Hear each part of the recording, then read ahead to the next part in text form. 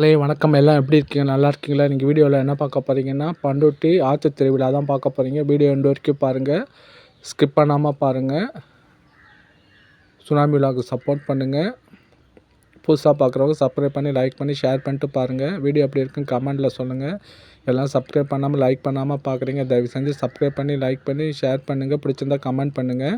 நான்லாம் ஒரு வீடியோ பார்த்து சப்ஸ்கிரைப் பண்ணி லைக் பண்ணி ஷேர் பண்ணுவேன். அதுக்கப்புறம் பார்த்து முடிச்சுட்டு கமெண்ட் பண்ணுவேன். நான் அப்படி தான் எல்லா வீடியோவும் பார்ப்பேன். இந்த வீடியோ அந்த வீடியோ இல்லை, எல்லா வீடியோவும் பார்ப்பேன். இந்த வீடியோ எப்படின்னு கமெண்ட்டில் சொல்லுங்கள். இதுதான் அந்த ஆற்று சாமி எப்படி கலைக்கிறாங்கன்னு எல்லாம் தான் பார்க்க போகிறீங்க. ஆற்று திருவிழா எப்படி நடக்குதுன்னு தான் பார்க்க போகிறீங்க.